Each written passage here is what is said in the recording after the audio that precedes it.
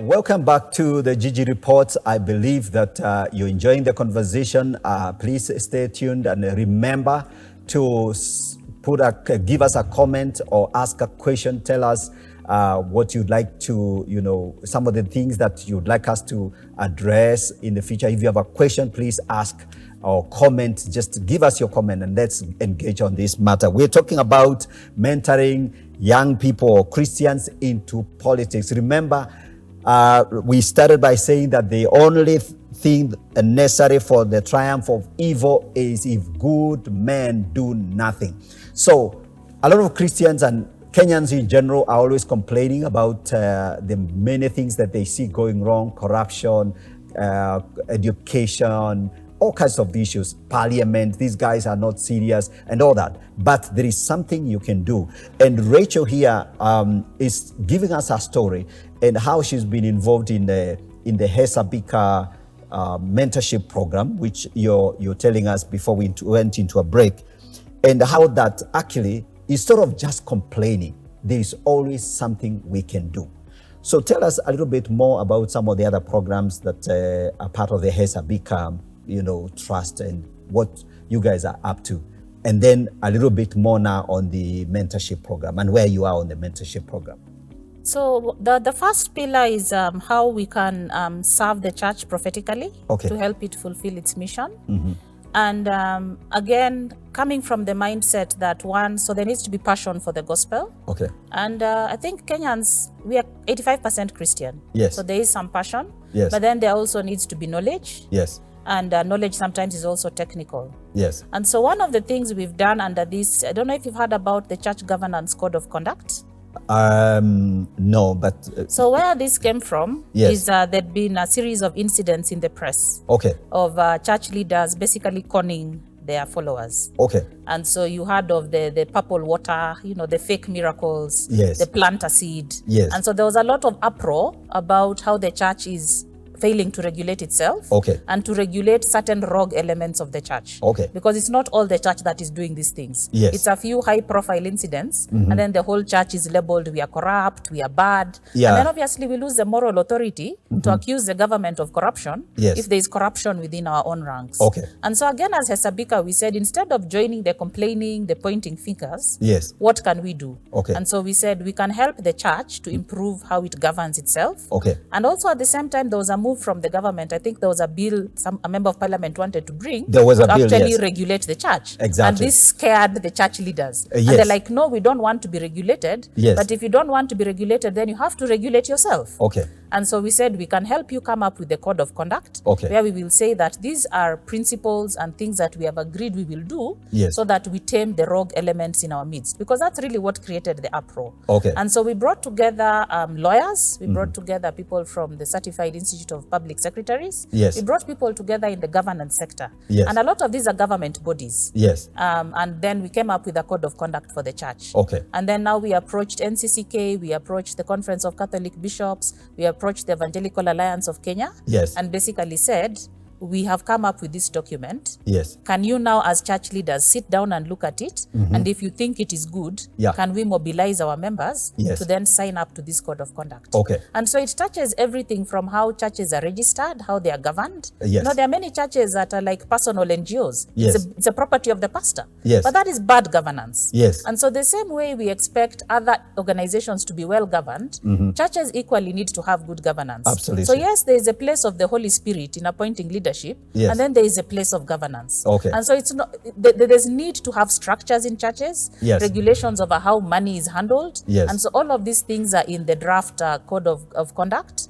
And we've now started meeting with the clergy to discuss it. In fact, right now as we speak, there is a meeting going on where the clergy are going through this document. And over the next 3 to 6 months, we'll now actually be going region to region, bringing the pastors together so that we can get buy-in for this code of conduct. That's true. So that's one pillar. Yeah, that's a very critical pillar. And basically you're saying, look, there is a way that we can actually put together a document. This whole exercise is actually like to document what we consider as principles by which we can govern our church and our Christian life and our institutions. So that then when somebody is asking, so you Christians, you're breaking your own rules, you can show them the document. And this is signed off. Yes. And this, it's still ongoing. It's still ongoing. Okay, that's work in progress. That's work great. in progress. Okay. Then the second pillar, as I mentioned, is raising the next generation of leaders. Yes. And so here we look at mentorship programs. Okay. And so just drawing from the rich experience of Focus, where you get a young person, you give them exposure, yes, you give them training. And basically what we are talking about is building the Christian mind. Okay. So when we're talking about the Christian mind, there's the technical element. Yes. And then, as I mentioned, there's a critical values element. Okay. Because values underpin what you do, and more importantly, why you do it. Yes. And then how you do it. Exactly. And so last year we started off with a program where we had 25 young people who are passionate about changing their city. Okay. And so their passions ranged from working with street children to working with young men to working with young women. And we took them through 1 year. Okay. And the way our programs are structured is that we have got content. And so we develop a curriculum. Okay. And they have monthly meetings where we have a speaker. They have readings, so books they have to read. Because another critical thing is building a reading culture. Okay. When you're going to talk about how you're going to develop your ideology and your philosophy in life, yes, it has to be based on knowledge. And so we encourage them to read. And then we attach them to a mentor. Okay. So this is somebody older who has walked that path, who then can walk with you. Okay. And what we are trying to do here is to build character. Okay. Because the biggest problem is not a lack of structures. It's not even a lack of laws. Yes. It is a lack of values. That's, you can say that over and over, Rachel, because I think in this country, we are at a crossroad as a developing country. And then there's, you know, the fact that globalization, we are all interconnected. So we are like feeding from across various platforms. Social media is here. You can watch, we are watching the world as it unfolds before us right on our phones. And so if we do not work on our values, we're probably going to be a very mixed and confused people, because we're going to be embracing Western values, our own values, and Christian values and all that. When you mix all that, you don't know what you are. We don't know who we are as Kenyans and what is valuable for us to take our nation forward. So that's very, very important. So now the last, so this year we then switched our focus a bit and said that another area where we need to raise the next generation of leaders is the political and governance area. Okay. And so the idea behind the governance internship program is we have 20 interns that we have recruited. Okay. These are people who are 1 to 3 years out of campus. Okay. And who have expressed an interest in joining government in terms of working in the civil service or in running for a political position. Okay. And so we went through, we advertised, we got people, we interviewed them. And so the critical criteria is they are born again. Okay. 2, they have a clear passion for either going into working in the civil service or running for a political office. Yes. They have some track record of having done that. So either they were a student leader in the university or they have actually engaged in the political process. Yes. And are willing to give 1 year of their life. Okay. On this internship program. All right. And so the components of the program are classroom sessions.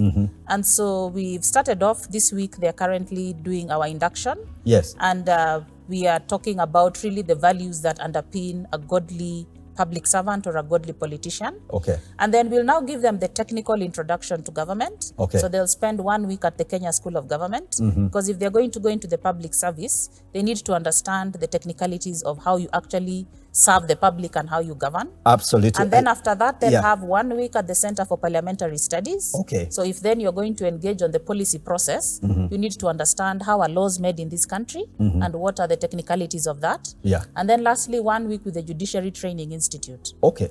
And so after this 1 month of the classroom session, we then go to the practicals. Okay. And so for the practicals, they'll be attached. We are partnering with the State Department of Youth. And so 15 of them will be attached at the State Department of Youth in various places like the NYS, the Youth Council. There are various departments there. Okay. And they're going to have 11 months of actually serving the public.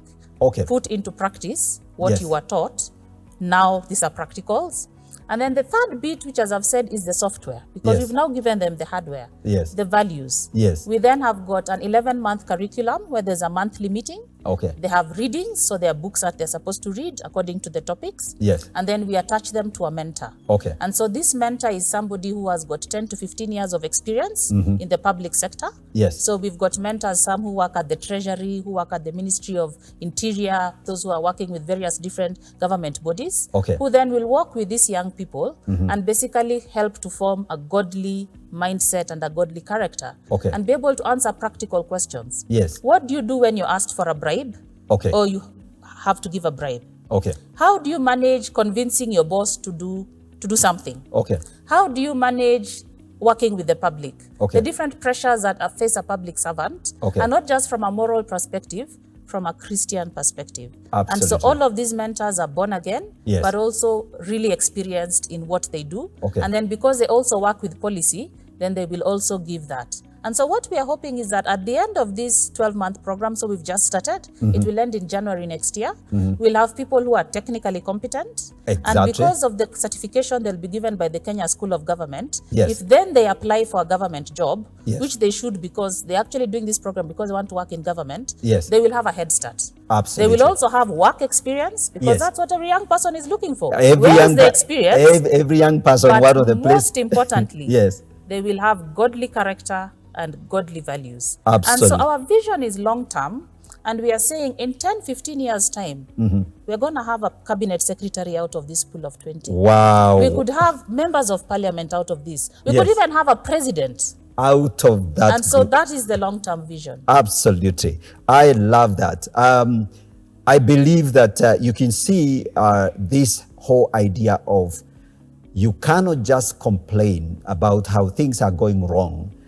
You know, that's not enough. That's if you really are going to complain, you had better wake up and do something about it. And so, Rachel, you guys are doing an amazing work. The governance in mentorship program, it's an absolutely game changer. I believe that that's a real, well thought out program. Of course, some of you are watching and you're wondering, how about I'm interested. Okay, there is a cohort that has already been recruited. They are ongoing. You can't join now. You have to wait for the next one. So, but please get in touch with me or Rachel. If you get in touch with us on the numbers on the screen, we can link you up with Rachel and the Hesabika program. Actually, you can go to the hesabika.com website, www.hesabika.com, and then you see the program is advertised there, and then you can contact them and see how you can get involved in this. So, Rachel, I believe this is a real amazing, initiative, because you're saying we cannot just keep talking about changing Kenya. We have to actually do something practical about it. Very good. So, but you had the other city mentorship program. How did that go? So it went very well. The 20 who went through that cohort. So as I said, these are people who have a day job. Okay. And I think one of the key things to tell people is that people think about full-time ministry, and that is for pastors and other people. Yes. Full-time ministry is for everybody. All right. So your place of ministry is your workplace. Okay. And so I have a day job. Yeah. I work on law and cancer. Yes. 8 to 5. Yes. I'm also in Hesabika. Yes. I'm also in the other NGO. Yes. I'm also mentoring young people. Yes. So I'm in full-time ministry just like you. Only Absolutely. that instead of doing it in a church, yes, I do it in my profession. That's and with true. the people that I interact with every day. That's true. And so these 20 are back where they were working. Okay. And continuing to further their passion. Okay. And so you've got people who are involved in the men's ministry in their church, the youth ministry in their church. Okay. Some are engaging with local NGOs or starting their own NGO. Yes. And so those people are now out there. Yes. This year, our focus, obviously also because an election is coming, and yes, we actually have one person who's running for an MCA. Oh, okay. And so he said, for me, this has come at the absolute right time. Okay. He's going to equip me so that when I get into office next year, yes, we'll see an MCA with a difference. Absolutely. And then later on, towards the later half of the year, we now want to start a similar mentorship program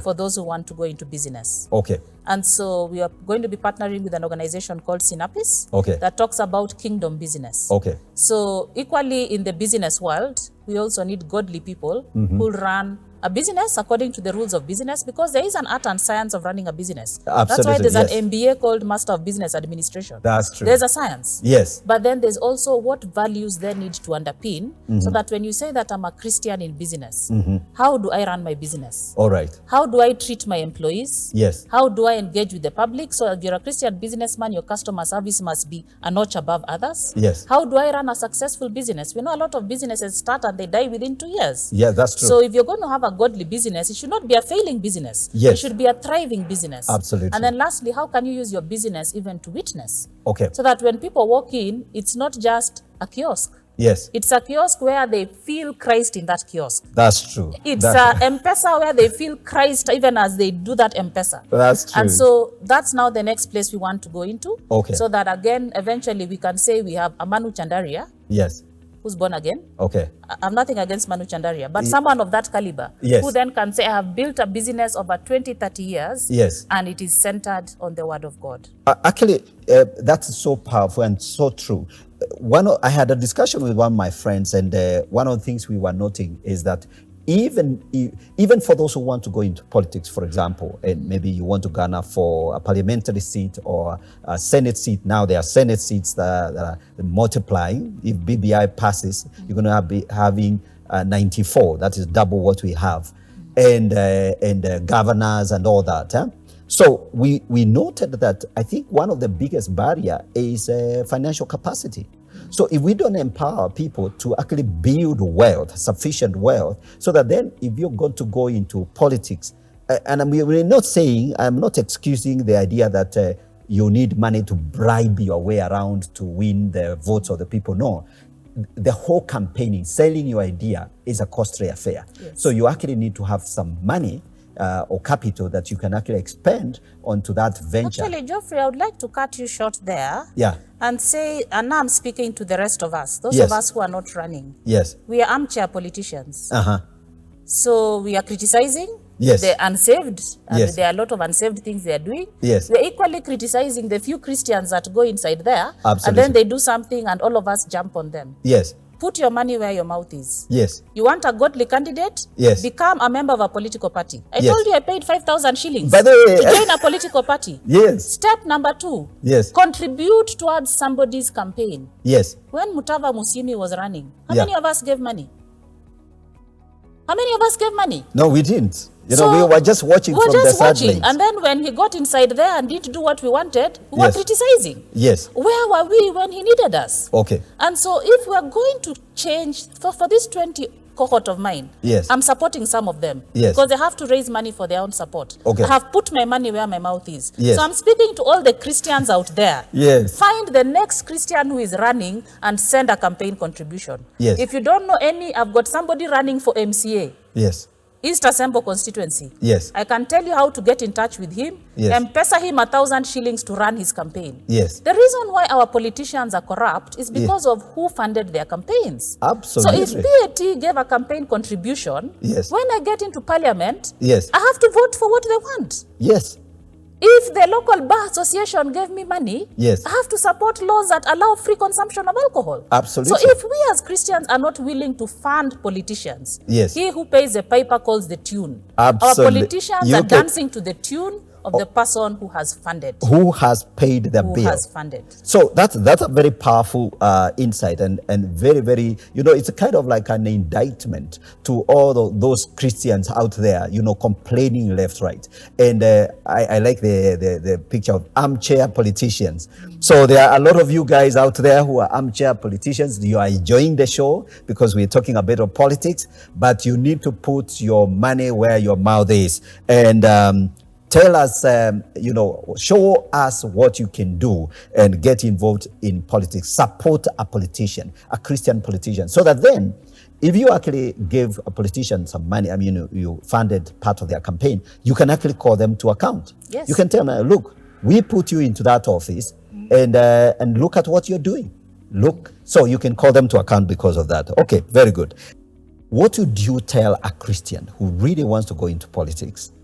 And they want to go and play the game in a way they will win. They'll come out shining. Because I think the narrative we have had is you become a politician and then we never hear you and we never see the change you make. what would you tell them at this point, if those who are passionate? So first is to be sure your vision has come from God, because politics, everything has to be seen as mission. Huh? Remember I said mission, all of us are full-time missionaries. Yes. So even a Christian politician is a missionary. Yes. Only that his area of mission is parliament. Okay. And so if God has given you that call, because God calls leaders. Yes. And we have had leaders who have been called by God. So God could be calling you into that. Yes. And he expects that once you get inside, you do his business. Yes. Now, what is God's business? God, we are told that the foundations of the throne of God are righteousness and justice. Yes. So when you go in as a Christian leader, you are doing God's business. Okay. We are talking about 4 categories of people that are close to God's heart. Okay. He talks about the widow. He talks about the fatherless. Yes. He talks about the poor. Yes. He talks about the alien. Yes. And all of these are social problems that are supposed to be addressed through policies and laws. Okay. So again, when you go into parliament, that is your business. Those are the people God is concerned about. Yes. And those are the people you're supposed to be legislating for. Yes. And so it's not a secular or a religious agenda. Right. Those things sound fairly secular, but they're actually in the Bible. Yes. And God expects a Christian politician, whether he's an MCA, whether he's an MP, even if he's the president of this country, to address those people. Okay. So he doesn't need to say, I'm doing it because I'm a Christian. No. Yes. Just stand up for the defenseless, the widow, the fatherless, the orphan. So when you're managing your CDF and building classrooms so that the children who cannot afford school fees can go to school, that is God's agenda. That's so it's God's not agenda. a religious agenda, but it is God's agenda. Absolutely. And so the advice that we are giving to these young people is that, one, you need to be a bit pragmatic. Yes. And so there is politics, because the way to get into parliament, you have to be a member of a political party. Yes. There is no good or bad political party. Okay. There is just a political party. Yes. Because of course you can run as an independent. Yes. But generally you have to go through a party. Okay. And for me, what I discovered from my 1-year stint, you then have to be in the party that can win in your place. So be careful how you pick the political party. Yes. Join the party, be a card-carrying member. Yes. Be active in the party. Yes. That is how you shall secure the party nomination. Okay. And so it's not a question of are you ODM, are you Jubilee, are you KANU, or are you whatever. Yes. That's just the party that is current in your area. Yes. And that is, it's a vehicle. Yes. That's a vehicle that you have to come in through. Absolutely. So pick the party that will enable you to get to parliament. Yes. And then now once you're inside, then have a very clear agenda. Right. What do I want to do for my people? And then you have to separate politics. Yes. So there's what is going on. Yes. There's BBI, and there will always be things. Yes. And then there's what you need to do for your people. Okay. And if you're very clear on what that vision is, yes. and you pick 1 or 2 key things that I want to do. Yes. I mean, I look at someone like Kivutha Kibwana. Yes. And he has transformed Makueni. Yes. Because he focuses on one thing at a time. Yes. First, it was building a hospital. Yes. He built a 150-bed hospital. Okay. Then he built a mango factory. Yes. He's installed open contracting. So just clarity of vision. Yes. Knowing what it is I want to do to serve my people, and remembering that you came there to serve the people. Exactly. So long as you're serving them, I believe if there wasn't a 2-term limit, yes. this is a guy who can be re-elected in perpetuity. And I've met a 4-term MP. Yes. He actually left because he said after 20 years, I think it's time for somebody else. Yes. Not because the people didn't want him. And you can imagine to be a 4-term MP. Yeah. There's something this guy was doing for the people. Okay. And so be very clear what the agenda is. Yes. And then even as you go out to sell it, also be clear who you are. Okay. Because what people are looking for is authenticity. Yes. And so I think where people go wrong, you start out because people know you. So say you're an MCA. Yes. There are people from your village. They know where you came from. They know you are living in a mud house. Yes. And then 3 years later, now you're driving a Prado.